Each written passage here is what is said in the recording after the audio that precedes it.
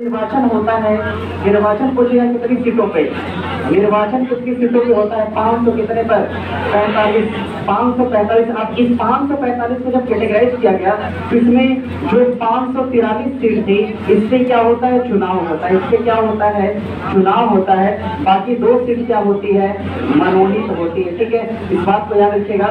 ये जो मनोनीत सीट है ना, जो 2 सीट मनोनीत होती है, इन 2 सीट को क्या कर दिया गया, मनोनयन से हटा दिया गया। संशोधन कौन सा करा गया, तो कीजिएगा 104वां संशोधन किया गया। ठीक है, इतनी बातों को ध्यान रखना। यहाँ से क्वेश्चन होता है, दिया है कुल कितनी सीटों पे लड़ा गया, तो कितनी सीटों पे, 543 सीटों पे। और पूछेगा आपसे लोकसभा 2024 में बहुमत का आंकड़ा कितना रखा गया था, 272। कितना बहुमत, 272 बहुमत रखा गया था। 272 से ऊपर सीट होनी चाहिए बहुमत सिद्ध करने के लिए, जिसमें एनडीए गठबंधन को कितनी सीट मिली, 292। और इंडिया गठबंधन को कितनी मिली, कर लीजिएगा 234 सीट। बाकी अन्य दलों को कितनी सीट मिली है, 17 सीट मिली है। ठीक है, इस बात को ध्यान रखना।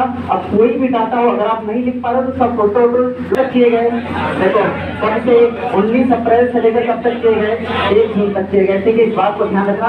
क्वेश्चन करेगा आपसे लोकसभा चुनाव, लोकसभा चुनाव 2024। प्रश्न करेगा आपसे लोकसभा चुनाव सन 2024। इसकी घोषणा कब करी गई थी, कर लीजिएगा। उसकी घोषणा करी गई थी 17 मार्च। ठीक है ना, इसकी घोषणा करेगी और कहा गया चुनाव कराया जाएगा, कितने चरणों में कराया जाएगा, चरण में कितने, 7 चरण में। ठीक है, एक बात ध्यान रखिएगा भैया, किसी भी चुनाव की अधिसूचना कौन जारी करता है, अधिसूचना कौन जारी करेगा, राष्ट्रपति करेगा, प्रेसिडेंट करेगा। और चुनाव की तिथि कौन तय करता है, चुनाव की तिथि करेगा, पूछेगा कौन तय करता है, तो कर लीजिएगा कौन, चुनाव आयोग करता है। इस बात को ध्यान रखना। चुनाव आयोग का गठन कब होता है, सन 1950 के अंदर होता है। ठीक है, चुनाव आयोग के पहले अध्यक्ष कौन हो जाएंगे, सुकुमार सेन हो जाएंगे।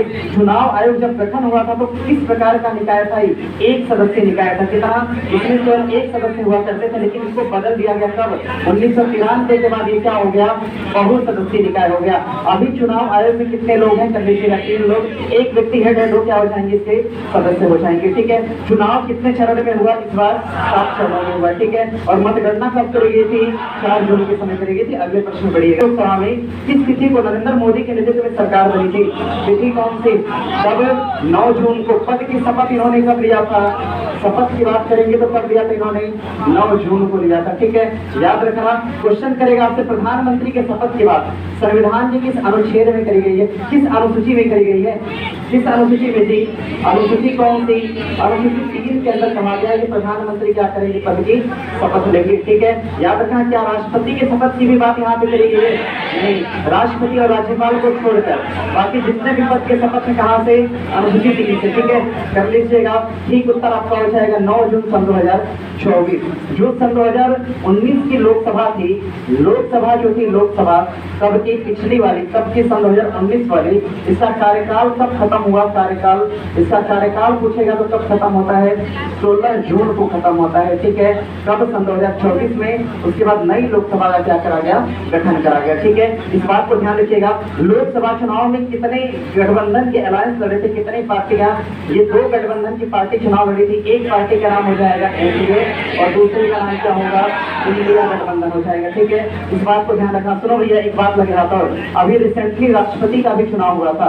जो राष्ट्रपति का चुनाव हुआ था, इसमें भी 2 गठबंधन थे। एक गठबंधन को कहा गया एनडीए और दूसरी को क्या कहा गया, यूपीए कहा गया। ठीक है, इस बात को ध्यान रखना। एनडीए गठबंधन से राष्ट्रपति कौन बनी, तो द्रौपदी मुर्मू। कौन बनी, द्रौपदी मुर्मू। और यूपीए गठबंधन के उम्मीदवार कौन थे, यशवंत सिन्हा। ये चुनाव हारे के जीते, चुनाव क्या हुए, हार गए। इस बात को ध्यान रखिएगा। अब यहाँ से क्वेश्चन करेगा, एनडीए का मुखिया किसको बनाया गया, नरेंद्र मोदी जी को। और इंडिया गठबंधन का नेता कौन था, मल्लिकार्जुन खड़गे। ठीक है ना, नरेंद्र मोदी ने किस लोकसभा चुनाव से, किस लोकसभा वाराणसी, और क्या मल्लिकार्जुन खड़गे ने चुनाव लड़ा, इसको लिखा है इन्होंने चुनाव ही नहीं लड़ा। ठीक है, याद रखिएगा, समझिए भैया। बीजेपी को पार्टिकुलर इस चुनाव में कितनी सीटें मिली, 240 सीट मिली। ठीक है, पिछली बार कांग्रेस को कितनी सीट कम सीटें थी, इस बार कितनी सीट मिली है? 99 सीटें। बीजेपी को कुल कितनी सीट मिली है तो लोकसभा 2024 के अंदर? कितनी कम सीट मिली है? 63 सीटें कम मिली है। ठीक है, इस बात को ध्यान रखना। और एनडीए गठबंधन ने, एनडीए अलायंस ने कुल कितनी सीटों पे सरकार बनाई तो 293। ठीक है, और इंडिया गठबंधन को कितनी सीट मिली? 234 मिली। ठीक है, चलो बढ़ते हैं अगले क्वेश्चन पे। अगला प्रश्न दिया है आपका, प्रश्न दिया है कि चुनाव 2024 में कुल कितने मतदाताओं ने भाग लिया था? कितने मतदाता थे? 97 करोड़ कुल वोटर थे। 97 करोड़ टोटल वोटर ने क्या करा था? इसमें पार्टिसिपेट करा था। इस बात को ध्यान रखिएगा। प्रश्न करेगा आपसे सर्वाधिक वोटिंग किस राज्य में हुई? सर्वाधिक वोटिंग पूछेगा आपसे, सर्वाधिक वोटिंग। सर्वाधिक वोटिंग की अगर बात करेगा कहां पे होती है? कहां पर? लक्षद्वीप के अंदर होती है। ठीक है, इस बात को ध्यान रखिएगा, यहां से होता है क्वेश्चन। ठीक है, अगले प्रश्न की तरफ बढ़ेंगे। प्रश्न दिया है अगला प्रश्न दिया है कि लोकसभा 2024 में सर्वाधिक वोट किस राज्य में कहां पे पड़े? राज्य यूटी पूछेगा तो क्या बताओगे? लक्षद्वीप के अंदर पड़े। ठीक है, इस बात को ध्यान रखना। अरे वही union territory. Bharatiya Janata party को ओवरऑल टोटल कितनी सीटों की जीत मिली तो 240 सीटों पर। और सेकंड नंबर पे कौन रही? कांग्रेस। और थर्ड नंबर पे कौन रही? समाजवादी पार्टी। ठीक है, याद रखना अगर यहाँ से क्वेश्चन पूछा तीसरे नंबर की पार्टी कौन सी रही तो कर लीजिएगा समाजवादी, और फर्स्ट नंबर की पार्टी पूछेगा तो क्या बताओगे? भारतीय जनता पार्टी रही। ठीक है, इस बात को ध्यान रखना। इसमें तेलुगु देशम पार्टी, देखो ये ट्रेंडिंग पार्टी है। टीडीपी को कितनी सीट मिली? 16 सीट। और जनता दल यूनाइटेड को कितनी सीट मिली? 12 सीट मिली। बिहार में सर्वाधिक सीट किस पार्टी को मिली? एक तो बीजेपी को मिली, दूसरा किसको? जेडीयू को मिली। ठीक है ना, कितनी मिली? जेडीयू को कितनी सीट? 12। और बीजेपी को भी कितनी? 12 सीटों पर ये दोनों चुनाव जीते। और ये गठबंधन हुआ इनका तो कितनी सीटें हो गई? ओवरऑल 24 हो गई। ठीक है, इस बात को ध्यान रखिएगा। टीडीपी को कितनी सीट मिली? 16 सीट। इस बात को भी याद रखिएगा, क्वेश्चन हो सकता है यहाँ से। ठीक है ना, बढ़ते हैं अगले क्वेश्चन पे। अगला प्रश्न दिया है कि प्रश्न दिया है कंगना रनौत किस लोकसभा चुनाव से? ठीक है ना, जब लिखिएगा कहाँ से? मंडी से। और मंडी में जो चुनाव क्षेत्र था ना, जो चुनाव एरिया था, चुनाव का जो एरिया था, सर्किल था, इसे क्या कहा गया जी? तासीगांग कहा गया। क्या कहा गया? तासीगांग से इन्होंने क्या करा था? चुनाव लड़ा था। ठीक है, प्रश्न करेगा आपसे तासीगांग जो है ना, लिखिएगा भारत का सबसे ऊंचा चुनाव स्थल हो जाएगा। लिखिएगा सबसे ऊंचा चुनाव स्थल पूछेगा, चुनाव स्थल ये कौन हो जाएगा तो कर लीजिएगा तासीगांग होगा। ठीक है, यही से चुनाव कौन लड़ी? कंगना रनौत लड़ी। ठीक है, बढ़ते हैं क्वेश्चन पे। अगला प्रश्न दिया है कि किस लोकसभा सीट पर नोटा को सर्वाधिक वोट मिले थे? कौन सी सीट पर? इंदौर की सीट पर नोटा को क्या मिले थे? सर्वाधिक वोट प्राप्त हुए थे। ठीक है, इस बात को ध्यान रखिएगा। ठीक है, और इंदौर की सीट से चुनाव जीता कौन? शंकर लालवानी ने चुनाव जीता। और ये कहाँ के उम्मीदवार थे? किसके? तो ये बीजेपी के उम्मीदवार थे। प्रश्न करेगा आपसे पूरे लोकसभा चुनाव 2024 के अंदर सर्वाधिक मतों से चुनाव किसने जीता था? इन्होंने ही जीता था। ठीक है, सर्वाधिक मत किसे प्राप्त हुए थे? इन्हीं को। सबसे अधिक मत आंकड़े से चुनाव जीता था। कितना मत आंकड़ा था इनका? 11.75 लाख। और नोटा को कितना वोट मिला था? लगभग 10 लाख के नियर अबाउट वोट मिले थे नोटा को। ठीक है, बढ़ते हैं अगले क्वेश्चन पे। अगला प्रश्न, संख्या कितनी है? कितनी संख्या है? 40 है। इस बात को ध्यान रखिएगा।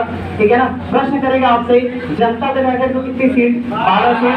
भारतीय जनता पार्टी को कितनी सीट? 12। ठीक है ना, याद रखना। और एक चीज याद रखना, रामविलास की जो पार्टी थी लोकसभा कितनी सीट? 5 सीट। और ये 8 सीटों पे चुनाव जीते। जितने इनके उम्मीदवार उतारे गए सभी ने चुनाव को जीता। ठीक है, इस बात को ध्यान रखिएगा।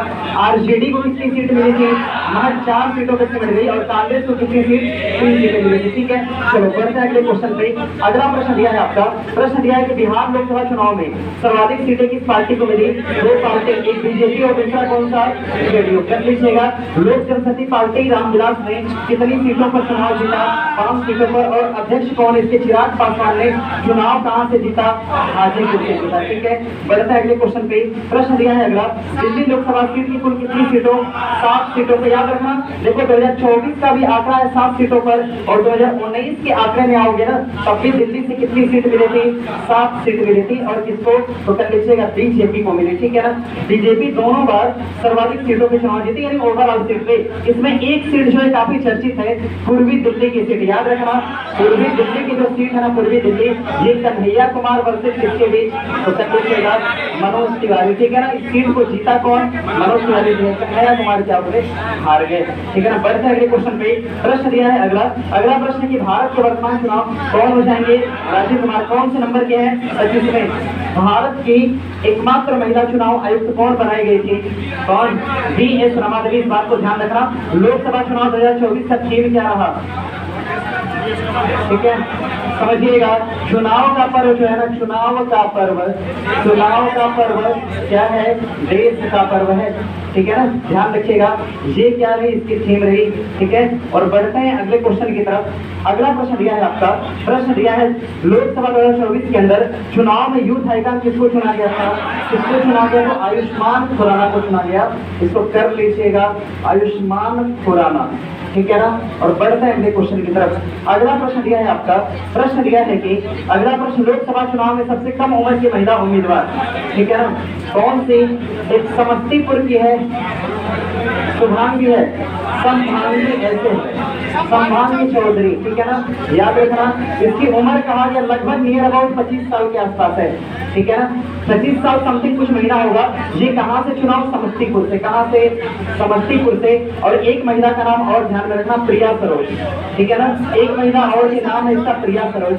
प्रिया सरोज कहाँ से? प्रिया सरोज कहाँ से? मछली शहर से। कहाँ से? मछली शहर, जौनपुर के अंदर पड़ता है। जौनपुर, जौनपुर उत्तर प्रदेश से क्या लड़ी? चुनाव लड़ी और जीती। इसकी उम्र कितनी बताई जा रही है?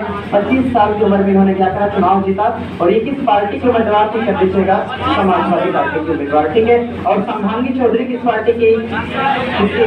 BJP, LJP। ठीक है ना, याद रखिएगा, लोक जनशक्ति पार्टी की ये क्या थी? उम्मीदवार थे। बढ़िएगा अगले क्वेश्चन पे। प्रश्न दिया है अगला कि लोकसभा 2024 में सामनी चौधरी का संबंध कहाँ से था जी? कहाँ से?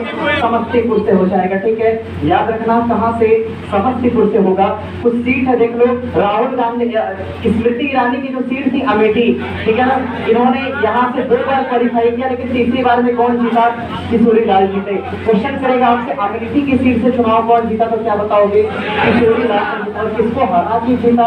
तो कहते हैं स्मृति ईरानी को हरा के जीता। प्रश्न करेगा आपसे मंडी, मंडी से चुनाव किसने जीता? कंगना रनौत। और कौन सी सीट से? तो काफी गांव सीट से। ठीक है, याद रखना। वाराणसी से चुनाव किसने जीता? वाराणसी से कौन थे? नरेंद्र मोदी के थे। और दिया है गांधीनगर से सीट किसने जीता? गांधीनगर से कौन हो जाएंगे? अमित शाह होंगे। कौन होंगे? अमित शाह। और पूर्णिया से पूछेगा तो क्या बताओगे? पूर्णिया से कौन? सबसे ज्यादा हो जाएंगे। ठीक है, बढ़ेंगे अगले क्वेश्चन की तरफ। क्या है इतना? हाजीपुर से कौन? चिराग पासवान जीते। और रायबरेली से कौन जीता? ठीक है, एक सेकेंड, रायबरेली से कौन जीता? राहुल गांधी। ठीक है, याद रखना। अयोध्या से कौन जीता? कौन से? कौन जीते? और देश से कौन जीते? और देश से जीत गए चुनाव यहाँ से। ठीक है, और उत्तर प्रदेश की नागिना सीट से चुनाव कौन जीता? चंद्रशेखर जीते। ठीक है, ये ऐसे उम्मीदवार थे जो काफी ज्यादा ट्रेंड में थे। आसनसोल से कौन जीता? शत्रुघ्न सिन्हा। कौन जीते? शत्रुघ्न सिन्हा जीता। ठीक है, काराकाट सीट से कौन जीता था? राजा राम सिंह। ठीक है ना, 2 उम्मीदवार, एक पवन सिंह और दूसरा उपेंद्र कुशवाहा को हरा के इन्होंने क्या किया? और राजा राम सिंह किस पार्टी से हो जाएंगे? जब राजा राम है ना, राजा राम, ये किस पार्टी से है? CPI से हो जाएंगे। ठीक है, बढ़ेंगे अगले क्वेश्चन की तरफ। प्रश्न दिया है अगला, अगला प्रश्न दिया है आपका, प्रश्न दिया है कि बजट सन 2024 और 25 बजट की स्थिति को पेश किया गया। कब पेश किया गया जी? 23 जुलाई को पेश किया गया। कब पेश करा गया? 23 जुलाई सन 2024 को पेश किया गया, रिसेंटली अभी। ठीक है, याद रखना, 2024 के बजट को पेश किसने करा था? निर्मला सीतारमण ने। किसने पेश करा? निर्मला सीतारमण ने पेश किया। ध्यान रखिएगा, बजट पेश करने वाली, सबसे अधिक बार बजट पेश करने वाली महिला पूछेगा आपसे तो कौन हो जाएंगे? निर्मला सीतारमण। और सर्वाधिक बार बजट पेश करने वाला पुरुष पूछेगा तो कौन? मोरारजी देसाई हो जाएंगे। ठीक है, इस बात को ध्यान रखना। बिहार के लिए कुल कितना बजट आवंटित किया गया? कितना? 59 लाख करोड़ रुपया। ठीक है, ये कहाँ है जी? 59 लाख करोड़ रुपया। और कोसी मेची परियोजना के लिए कितना बजट? कर लीजिएगा 11,000 कितना? 500 करोड़ रुपया। ठीक है, बजट पेश किया गया किसके लिए? तो कर लीजिएगा कोसी मेची परियोजना के लिए। बढ़ेंगे अगले क्वेश्चन पे। प्रश्न दिया है आपका, कौन सी नदी बिहार को 2 भागों में डिवाइड करती है? नदी कौन सी हो जाएगी? गंगा हो जाएगी। देखो, बिहार के ठीक बीचों बीच से गई नदी का नाम हो जाएगा गंगा। और गंगा नदी का प्रवेश बिहार में कहाँ से होता है? कहाँ से? दक्षिण से होता है। नदी बाहर कहाँ से निकलती है? कहाँ से? कहाँ से? कटिहार से कहाँ से निकलती है? कटिहार से निकलती है। ठीक है, इस बात को ध्यान रखना। ठीक है, यहाँ से होता है क्वेश्चन आपका। ठीक है, याद रखना। दैनिक जाते हैं और बिहार की किस नदी को निरंजना के नाम से जानते हैं? तो कौन सी नदी? फल्गु नदी को जानते हैं। ठीक है, याद रखना। फल्गु किसकी सहायक नदी है? पुनपुन किसकी सहायक नदी है? फल्गु की है। ठीक है, बढ़ेंगे अगले क्वेश्चन पे। प्रश्न दिया है कि घाघरा नदी बिहार में किस स्थान पर? बता दीजिएगा कहाँ पर? छपरा के अंदर। ठीक है, आगे बढ़ेंगे आगे। अच्छा, मैप लगा दिया है क्या? ले लीजिए तो कुछ बता देते हैं इसको। ठीक है ना, कहा जाएगा। ठीक है, याद रखिएगा। दिया है। अच्छा पूछा था घड़ियाल। घड़ियाल किस नदी में पाया जाता है? गंडक में। किसमें? गंडक के अंदर। बिहार का स्रोत कौन सी नदी? कोसी नदी। कोसी नदी नेपाल के अंदर कितने भागों में है? कितने भागों में? 7 भागों में। कितने भागों में? 7 भागों में। इसलिए इसको क्या कहा गया? सप्तकोशी कहा गया। ठीक है, ध्यान रखना। 7 नदियां मिलकर एक कोसी नदी का निर्माण करती है। ठीक है, बढ़ेंगे अगले क्वेश्चन पे। प्रश्न दिया है अगला प्रश्न दिया है कि प्रश्न दिया है बिहार और यूपी की सीमा पर बहने वाली नदियां। एक नदी तो कर्मनाशा है, एक नदी का है कर्मनाशा। कर्मनाशा गंगा में कहां पर मिलती है जी? कहां पर? कहां पर? चौसा के पास मिलती है। ठीक है, इस बात को ध्यान रखना। और पूछेगा आपसे गंडक कहां मिलेगी? गंगा में तो पटना में मिलती है। ठीक है, प्रश्न दिया गंगा की दक्षिणी सहायक नदी कौन सी हो जाएगी? सोन होगी। कौन सी हो जाएगी? सोन होगी। और सोन की सहायक नदी अगर आपसे पूछेगा,